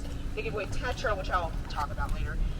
They give away scooters, TVs. They're like raffling all of these out. Usually every volleyball game, this campus loves boba. And so one of the things they'll do is be like, oh, at halftime, there'll be boba. Or like there'll be a mini tailgate before a basketball game that has like free pizza, free Chick-fil-A for everybody. They really want you guys to show up. So, your favorite. Our basketball team, we won our national championship last year. In our American conference. boys football. We've gone to 2 bowl games in a row. We're going to earn another one this year. We played Texas State in Dallas at home, so I just went home. It was a whole possibility that we go to Hawaii. They said they ain't gonna win.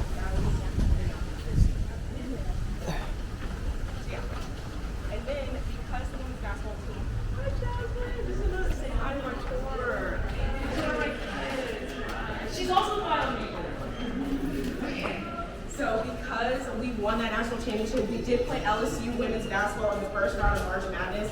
I was at that game in Baton Rouge. It was amazing. So Ava Reese, Blonde, highlight of my life.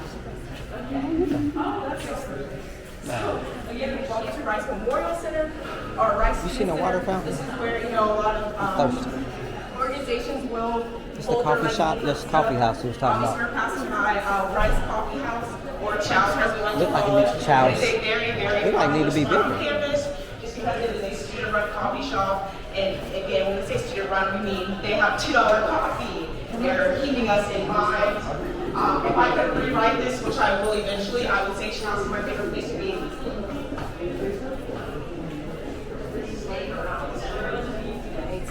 Make sure everyone can see me. And then during the night, Sammy's actually runs Peter runs boba business. So you can get sometimes you get boba at night. And you can also like apply to work there as well. This right here, this becomes the ambassador cafe during the day, so they just serve Chinese food. But then at night, it becomes Rice's late night dining.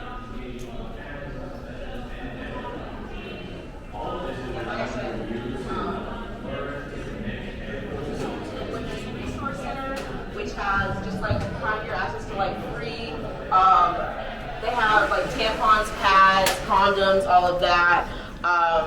Again, they're just kind of like also just support for like, just like a soul cases on campus, free Plan Bs. So that's the Women's Resource Center. Right now, outside the RC, we are passing by just like the Student Succession Initiatives office. These are really great. Really, really great. So here we have the AOC Fund. This is the Access and Opportunities Portal. They helped me buy my textbooks last year. I only needed one. But they helped me get those. They helped me get ISIS textbooks. A lot of students, we have a lot of international students. We have a lot of students that aren't coming from Dallas that didn't drive here. They will help you, you know, possibly get like flights home and all of that. Students may have trouble with rent and getting food, so that's what, you know, the AOC Fund is for. And then Student Succession Initiatives, they have counselors that are here to just like, we have office and academic advice. We have counselors here that can help you like figure out a schedule. A lot of students come in and struggle with time management. It's really, really hard. When I first got here, I learned I had to schedule in a time to eat, because it was just kind of overwhelming. So you can talk to their counselors. They can help you figure out your schedule and just like kind of just like coach you through that process. So I think it's really nice. Yeah. And then we also have Owl Access, which is for FGLI students, so first generation and on limited income. We have the resources for those students here. And there is a Owl Access orientation week that's before all the normal orientation week, where all the FGLI students are invited to move in early, kind of get to meet each other and learn about some of the resources for just like students like that on campus. I was a part of the first Owl Access. This is a program like first started with last year. Oh, you got a Kango backpack. I need that player. You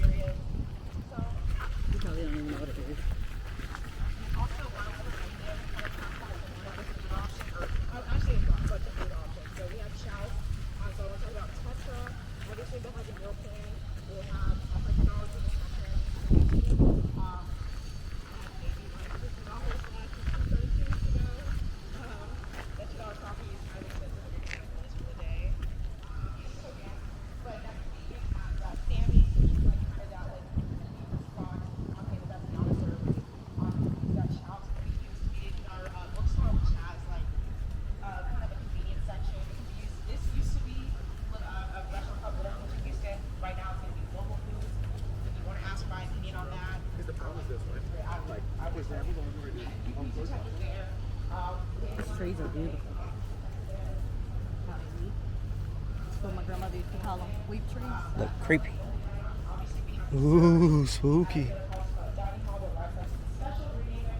Go get in so you take a picture. You are no fun.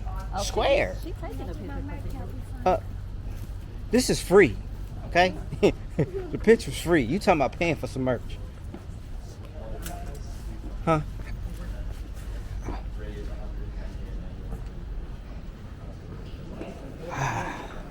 I still ain't seen no water fountain. Talking about food in the English. Anyways, so again, as I said, there are 5 serveries on campus. 2 are on the north side, West Servery, which you kind of saw, and then also North Servery. And on the south side, the better part of campus, there is South Servery, Siebel Servery, and Baker Servery. And Baker Servery is inside Baker Residential College. They're the first residential college, so the students kind of need to eat. So they're the only college that have their own servery. But again, every single servery is open to all students. Even though each servery is kind of connected to 2 or 3 other residential colleges, you can eat in their commons, you can go to their servery. It's not like exclusive. So I recently found out, like, apparently I'm the only one that reads the menu. We have a menu every day, breakfast, lunch, and dinner, that like has like what each servery is serving. We have like each servery has a specific chef that was hired. They actually take pride in what they're serving you. Rice has pretty good food in comparison to most schools. My best friend goes to UH. She comes here every weekend to use my dining dollars to eat. So yeah, I think it's really nice. But also, like when I said the only there is a menu, apparently everyone else just goes where it's convenient. I will walk to the other side of campus to get egg rolls because Martin's having egg rolls that day. Whatever, but you can pick what you want to eat. It's very annoying because I would be in class like with the Rice Dining website pulled up because I'm wondering what I'm going to eat after this class. So yeah, starting out here in English, this Karen Hall is considered for English and art history, and they're always trying to get people to come and take their classes. And it's why they spend so much money on color printing. There's so many families and flyers over there. Yeah, I think this is from their department. Yeah. Like I'm pre-med, I do have an English requirement. I don't know what class you're taking, but it will be in here.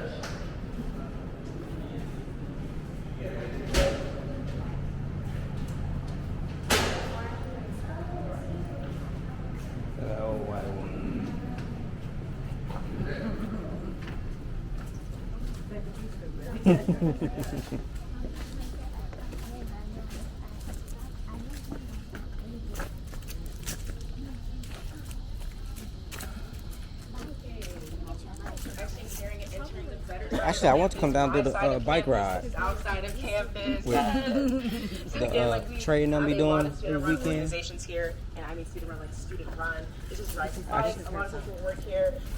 Again, like actually, I want to go by that bike shop. Want to work there. I don't know why I worked. I had a job in high school. I worked in the service industry. I don't know why anyone would want to come to college and do it again. But you know, they have like 1 hour shifts. Job, J-O-B, on campus. What?